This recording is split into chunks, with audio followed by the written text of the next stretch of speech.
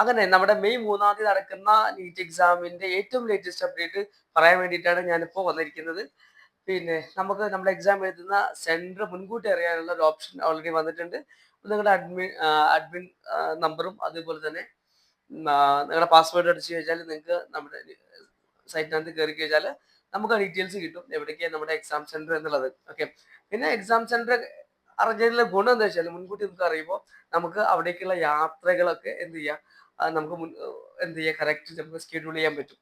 ഏത് സമയത്ത് യാത്ര ചെയ്യണം, എത്ര മണിക്കൂറാണ്, എങ്ങനെയാണ്, ഏതാണ് എക്സാം സെന്റർ തുടങ്ങിയിരിക്കുന്ന കാര്യങ്ങളൊക്കെ നമുക്ക് എന്ത് ചെയ്യാം, ഒരു പ്രീ പ്ലാൻ ചെയ്യാൻ സാധിക്കുന്നതാണ്. ഓക്കെ, പിന്നെ എപ്പോഴും പറയുന്ന പോലെ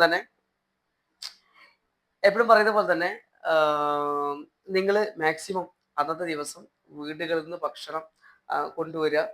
നിങ്ങൾ എക്സാം സെന്ററിലേക്ക് പോകുന്ന സ്ഥലത്തോ അല്ലെങ്കിൽ ആ സിറ്റിക്കകത്തോ ഒക്കെ വരുന്ന ഹോട്ടലുകൾ, അറിയാത്ത ഹോട്ടൽ ചിലപ്പോൾ നല്ല ഭക്ഷണമായിരിക്കും, ചില ഹോട്ടലുകൾ ചിലപ്പോൾ നല്ല ഭക്ഷണം ആവണമെന്നില്ല. അപ്പൊ അങ്ങനെയുള്ള ഹോട്ടലുകളിലൊക്കെ കയറി ഭക്ഷണം കഴിച്ച് ആ എക്സാമിന് അതൊരു തടസ്സമാവുന്ന രീതിയിലേക്കുള്ള കാര്യങ്ങളൊക്കെ വരാൻ ചാൻസ് ഉണ്ട്. അപ്പൊ അങ്ങനെയുള്ള കാര്യങ്ങൾ ഒഴിവാക്കുക. വീട്ടിൽ നിന്ന് തന്നെ കുട്ടികൾ ഭക്ഷണം ചെയ്യുക, അല്ലെങ്കിൽ നിങ്ങൾ വീട്ടിൽ നിന്ന് ഭക്ഷണം എടുത്ത് വരിക. പിന്നെ നേരത്തെ തന്നെ നിങ്ങൾ എക്സാം സെന്ററിലേക്ക് അല്ലെങ്കിൽ ആ ഒരു പ്ലേസിലേക്ക് എത്താൻ ശ്രമിക്കുക. കാരണം എക്സാം ആയതുകൊണ്ട് എനിക്ക് തോന്നുന്നു 3-ാം തീയതി ഒക്കെ ആകുന്ന സമയത്തേക്ക് പിന്നെ പബ്ലിക് ട്രാൻസ്പോർട്ടേഷൻ ഒക്കെ കംപ്ലീറ്റ് നല്ല തിരക്കിലായിരിക്കും. പ്രത്യേകിച്ച് പിന്നെ റെയിൽവേ, അതേപോലെ ബസ് തുടങ്ങിയിരിക്കുന്ന. അപ്പൊ അങ്ങനെയൊക്കെ വരുന്ന ആളുകളാണെങ്കിൽ കുറച്ച് നേരത്തെ തന്നെ നിങ്ങൾ അവിടെ എത്താൻ ശ്രമിക്കുക എന്നുള്ളതാണ്. പിന്നെന്താ നിങ്ങളോട് പറയല്ലേ, പിന്നെന്താ പറയല്ലേ, പിന്നെ അതേപോലെ തന്നെ സ്വന്തം വാഹനമായിട്ട് വരുന്നവരൊക്കെ ആണെങ്കിൽ തന്നെ നേരത്തെ വരിക. കാരണം റോഡുകളിലൊക്കെ ചില മേ ബി തിരക്ക് ഉണ്ടാവാനൊക്കെ സാധ്യതയുണ്ട്. ഓക്കെ, അപ്പൊ മുൻകൂട്ടി വരിക. അതേപോലെ കുട്ടികൾ കുറച്ച് നേരത്തെ വന്നു കഴിഞ്ഞിട്ട് നിങ്ങൾ കുറച്ച് സമയം ഇവിടെ റിലാക്സ് ചെയ്യാൻ നോക്കുക. നിങ്ങൾ മാക്സിമം മറ്റേ ഹറിബറിയായിട്ട് വന്നിട്ട് നിങ്ങൾ എക്സാം ഹാളിലേക്ക് പോകുന്ന ഒരു പ്രവണത ഉണ്ട്.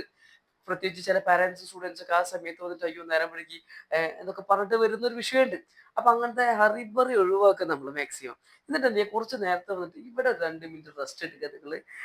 അല്ലെങ്കിൽ എവിടെയാണോ നിങ്ങൾക്ക് സെന്റർ കിട്ടിയിട്ട് അവിടെ കുറച്ച് നേരത്തെ എത്താൻ ശ്രമിക്കുക. ഇതാണ് എനിക്ക് പറയാനുള്ളത്.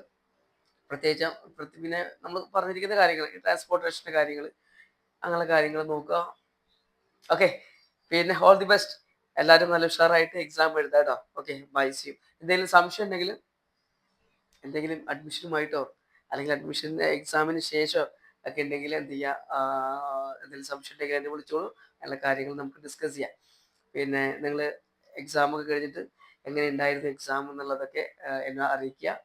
എല്ലാ വർഷവും കുട്ടികൾ ചെയ്യുന്നത് പോലെ. ഓക്കെ, ഓക്കേടാ, ഓൾ ദി ബെസ്റ്റ്.